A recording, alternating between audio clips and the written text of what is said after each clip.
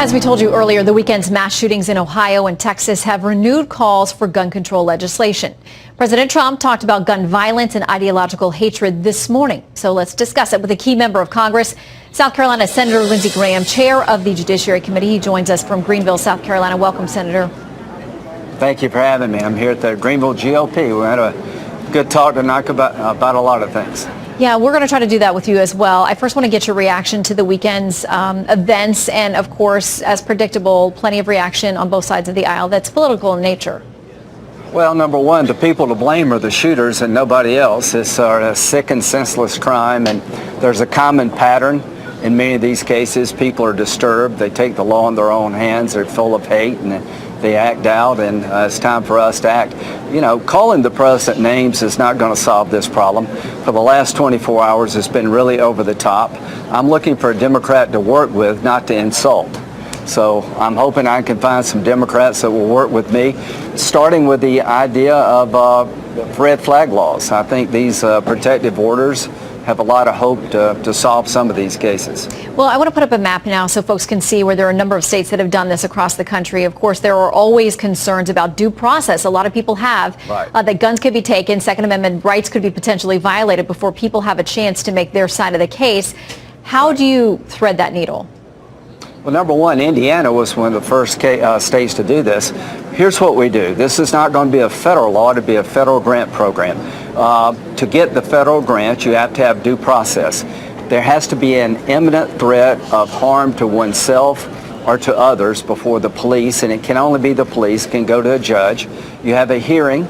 You got to have more likely than not standard that there's an imminent threat of bodily injury. 7 days later, you have a full-blown hearing. Clear and convincing evidence where the gun owner can come in and defend themselves, and the government has to prove by clear and convincing evidence that the person is disturbed, a danger to themselves or others. And if that test is met, they can seize the guns and get the person the help they need. In Parkland, Florida, Cruz had 32 to 40 visits by the cops.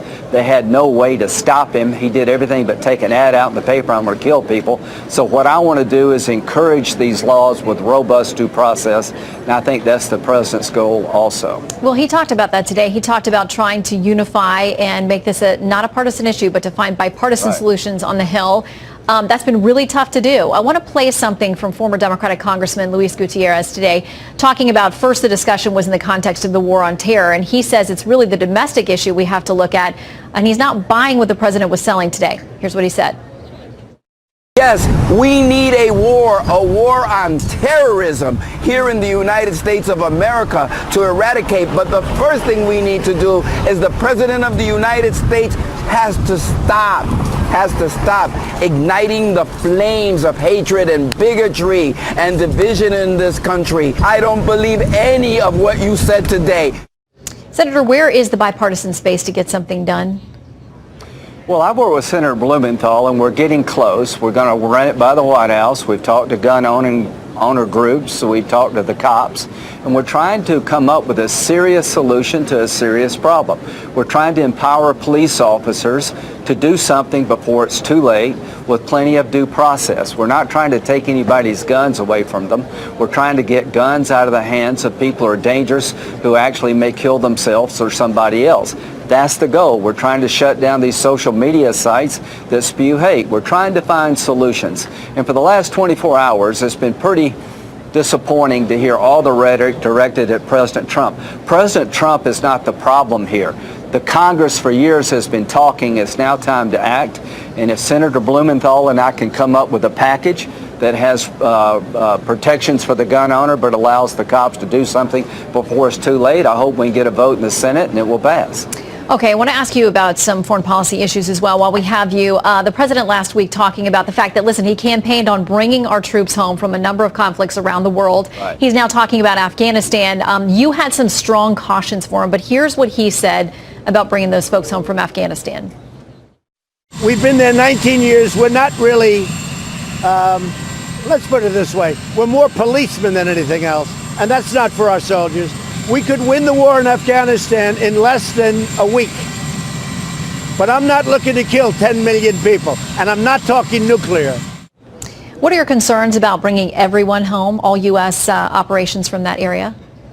Every commander I've talked to, the intelligence community says that Al-Qaeda and ISIS are reemerging in Afghanistan, that if we withdraw all of our forces, they can hit us in the region and here at home. This is exactly what they told President Obama. It is not right to leave. If we'd had a residual force in Iraq, there would be no ISIS. ISIS has now moved to Afghanistan along with Al-Qaeda. My belief is that a small counterterrorism force will protect the American homeland from another 9/11. It's just not me saying that. It is the intelligence community and every military commander. President Trump has done a great job of rebuilding the military. He's gone after ISIS in Syria and Iraq. We've got our foot on their throat.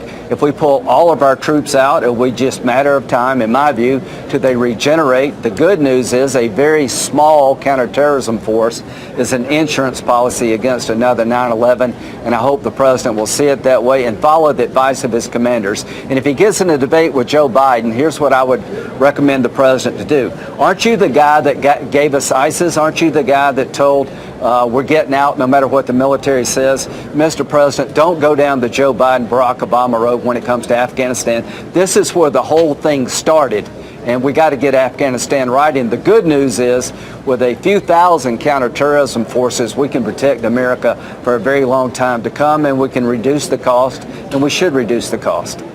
All right, Senator Lindsey Graham, live from Greenville, South Carolina tonight. Thank you, sir. Thank you.